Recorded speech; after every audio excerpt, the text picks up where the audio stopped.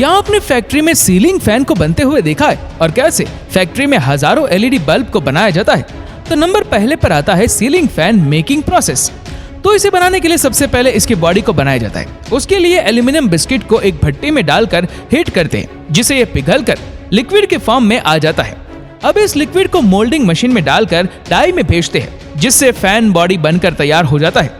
फिर इसे moulding machine से निकालकर एक जगह इकट्ठा करती है और इस एक्स्ट्रा पार्ट को पीट कर क्लीन करते हैं। अब इसे ग्राइंडिंग मशीन में फिट करके इसके सेंटर वाले पार्ट का घिसाई करते हैं और इसमें ड्रिल करके हॉल को मोटा किया जाता है।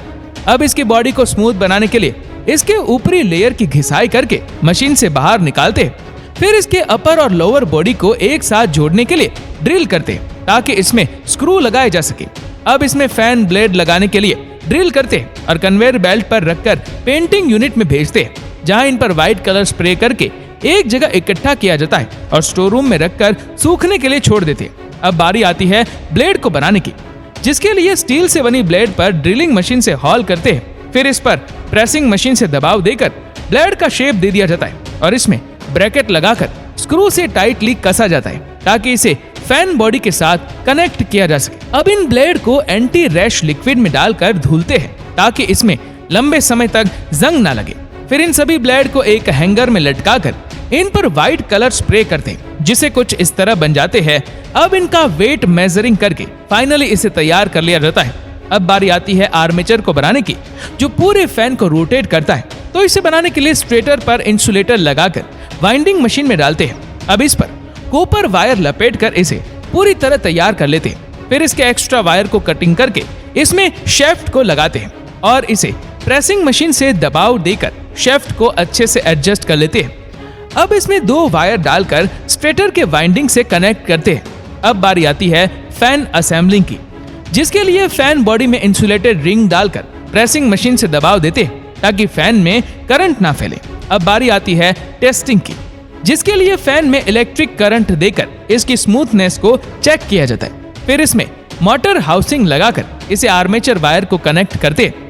फिर फैन को पॉलीथीन में पैक करके बॉक्स में डालते हैं और इसमें लगने वाले सभी छोटे छोटे पार्ट को भी डालकर फैन ब्लेड को भी पॉलीथीन में पैक करते हैं और फाइनली इन्हें बॉक्स में पैक करके फैन को तैयार कर लेते हैं। अब नंबर दूसरे पर आता है एलईडी बल्ब मेकिंग प्रोसेस।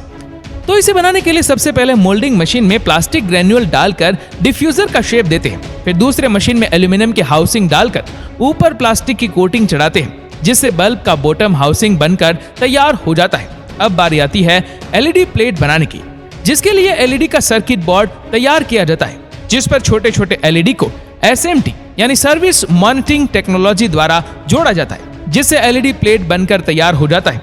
अब बारी आती है पीसीबी को बनाने की, जो एलईडी बल्ब को पावर देने के लिए एसी करंट को डीसी करंट में कन्वर्ट करता है। अब इसे छोटे छोटे पीस में कटिंग करके बल्ब के बॉटम हाउसिंग में डालते हैं। फिर हीट सिम पर प्रिंटिंग मशीन से निशान लगाकर मशीन से बाहर निकालते हैं और इस पर एलईडी प्लेट चिपकाकर स्क्रू से टाइटली कसते हैं। अब इसे बॉटम हाउसिंग में डालकर पीसीबी वायर से कनेक्ट करके सोल्डरिंग करते हैं।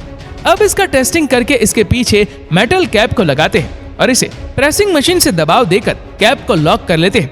अब इसके एक्स्ट्रा वायर वो कटिंग करके वायर को मेटल कैप से सोल्डिंग करते हैं। फिर इस पर डिफ्यूजन लगाकर बल्ब को कंप्लीट कर लेते हैं और इस पर कंपनी का लोगो लगाकर बल्ब को बॉक्स में पैक करते हैं। फिर इन छोटे छोटे बॉक्स को एक बड़े बॉक्स में डालकर आपके एलईडी बल्ब को तैयार कर लेते हैं। तो दोस्तों, इसी तरह से बनते हैं सीलिंग फैन और एलईडी बल्ब।